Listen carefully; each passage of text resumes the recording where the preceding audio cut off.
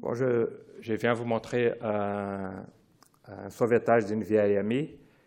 En réalité, il concerne la réalisation des needling des anciennes chirurgies filtrantes non fonctionnantes.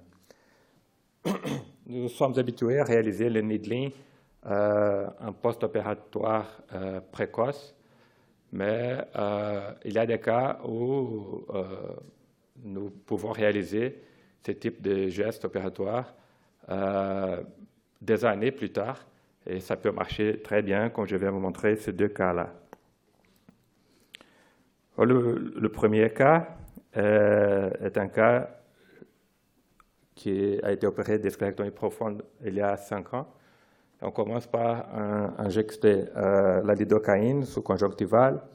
On voit que la bulle est fibrosée, plate, et on commence à faire des mouvements latéraux avec l'aiguille, une aiguille de 26 gauche, et en libérant et pour couper cette fibrose qui est au-dessus du volet scléral.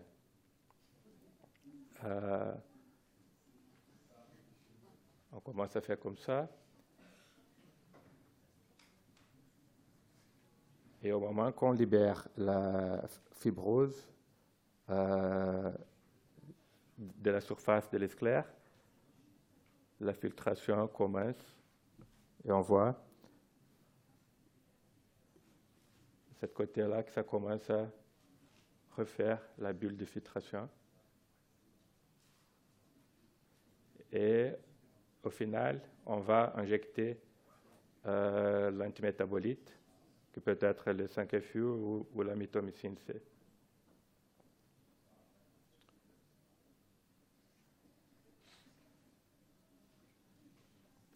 Le deuxième cas, c'est un cas qui est 8 ans après l'esclérectomie profonde, la bulle est complètement plate.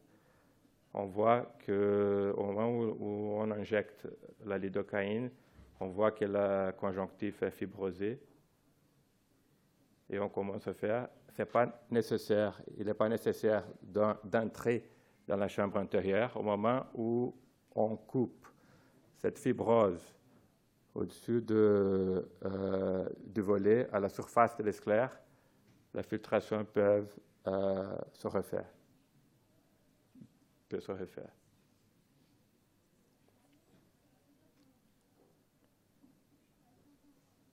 Il faut toujours prévenir le patient sur les hémorragies sous-conjonctivales qui sont très, très, très fréquentes.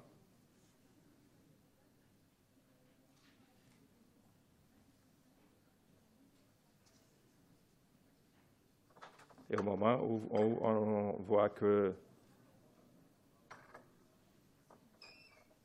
le flux est refait, on va injecter en dehors de la bulle, à côté de la bulle,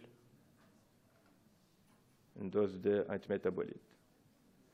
Et avec ces gestes très simples, peu invasifs, on peut refaire une chirurgie qui a été faite plusieurs années en avance, en évitant des gestes majeurs comme une nouvelle trabéculectomie, une nouvelle sclérectomie profonde ou même la pose d'une valve. Je vous remercie.